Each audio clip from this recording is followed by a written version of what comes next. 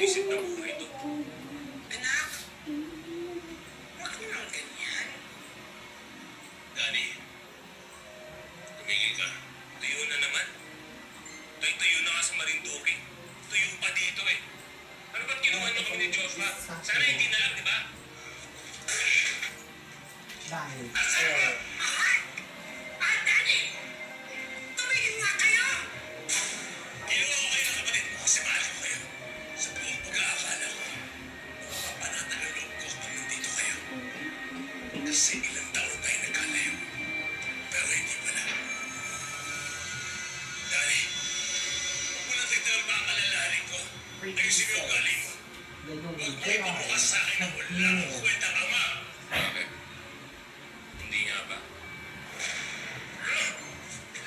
Tama na! Tama na sabi eh! Tumigil na kayo! Tinay, sawa na akong magtiis.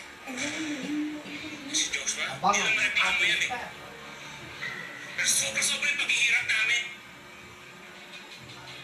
Bakit walang talino na to si Bunsoy? Hindi mo papakainin ang tama. Ano tayo? Mamamatay ba tayo ganito? Mas mahirap pa tayo sa dagat. Dali! Hindi mo dapat nagsasabihan ng ganyan ng tatay mo! Wala kang kailangan sa Tama mga lang na marinig niya. Hindi mo tayo, ha? Ay! Matuto ang pasalamatan kung anong nakayanan ko. Akala mo kayo lang nahihirapan? Di mo tama na! Ako ulit! Kung ayaw mo ng ganitong buhay, mag-aral kayong maigi ng kapatid mo para hindi kayo matulad sa akin. Di mo tama na! Tama na! Sabado,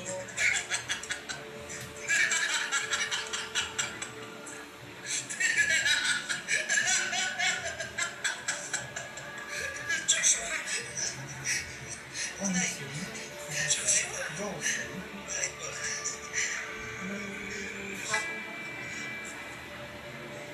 Joshua, anong pangyayari ang hindi mo malilimutan?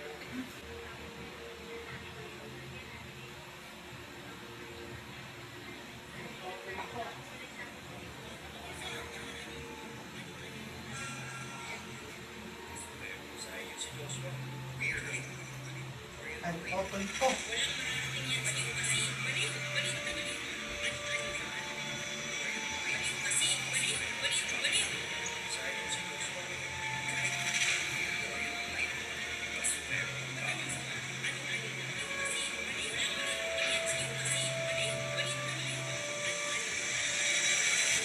Hindi maipaliwanag noon ni Joshua kung bakit nakakarinig siya ng mga boses sa kanyang isip. Hindi niya ito sinabi sa kanyang pamilya dahil ayaw na niyang dagdagan pa ang kanilang mga problema. Sinarili ni Joshua ang mga kakaiba niyang nararamdaman. Kanilang na ang biglang pag-iiba ng kanyang buhay. Pagiging irritable, hindi pagtulog at pagkain. Hanggang sa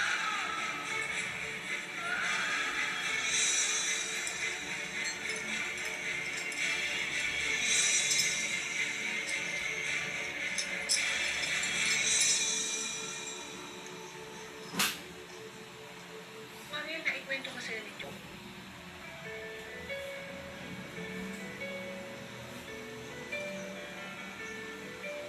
Spread on you. Joshua! Kailan mong pahinga, ha? Uy, ang sabi mo. Abangan sa Sabi ko, kailan Netflix. mong pahinga? Ay, ka muna ako magmerenda ka muna. Fabio, ngayong July 8 na alas 7:30 ng gabi at sa GMA ngayong Sabado, July 8:15 p.m. Sabi ko na bumog ka eh. O, basta Joshua, ha? Nag-valedictorian ka, nilibre mo ko, ha? Ano pa naman kunin mo sa college? Naman, 8 p.m. sa GMA. So, ako sa mga At kailangan magaling na naman, teachers ng Pilipinas. So, naman natin mga estudyante na maabot yung mga pangarap nila. Siguraduhin ko may engineer sila, or nurse, scientist, presidente ng Pilipinas. Kaya ko silang babayan ng mga lahat ng pangarap nila sa buhay.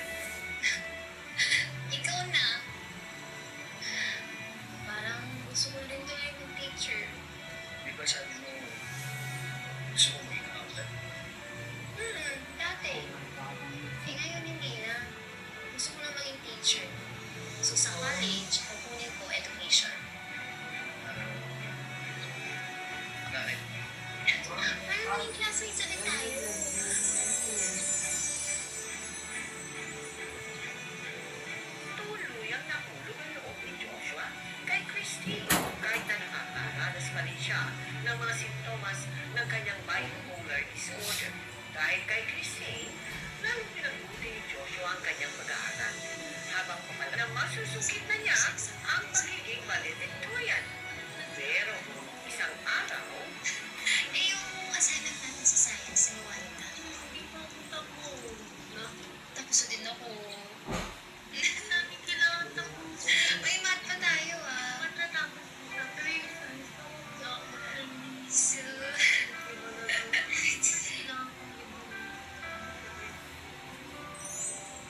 Joshua!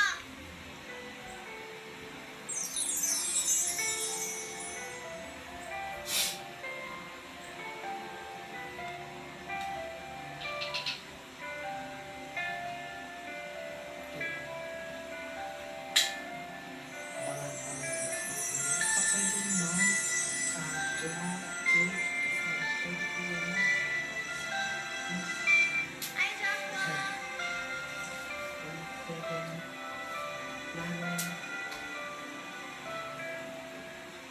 Hi, babe. Hi! Namiss kita. So, saan mo gusto magmerienda? Kahit saan? Sige, tara. Gusto mo sumama sa kantin? sa news Mas streaming masarap mo yan. at Let's go. Dito lang tayo. July Joshua! 11 naman. Babe. Babe, come on.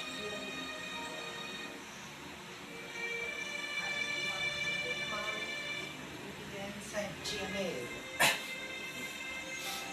At July 11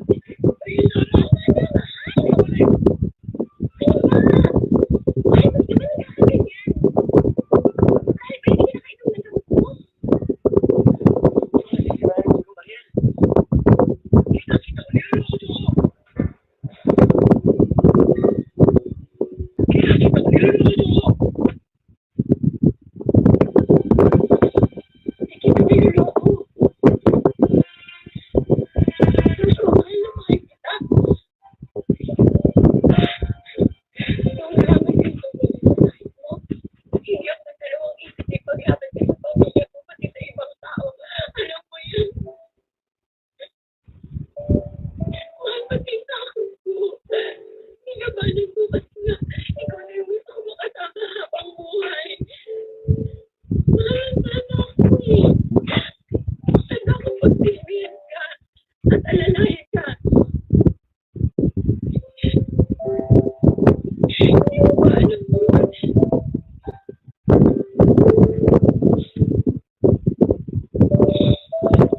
Sorry. Sorry ka nila. Ito mo kasi. Ito mo kasi gusto mo magkakait. Saan ka wala na ako sa akin? Sisikap ko namang babalik. Tuloy talaga ako. Kaya ayaw.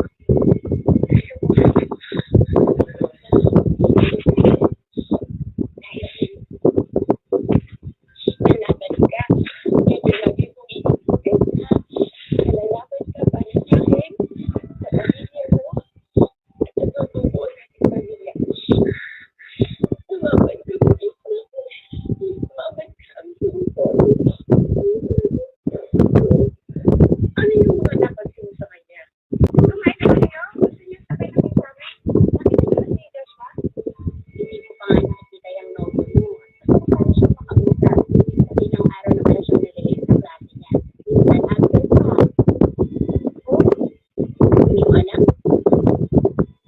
Hindi ba niya nababanggit sa'yo? Alam mo, Miss Mariel, napapansin ko na may kakaiba rin sa mga kinikilos niya sa past few weeks.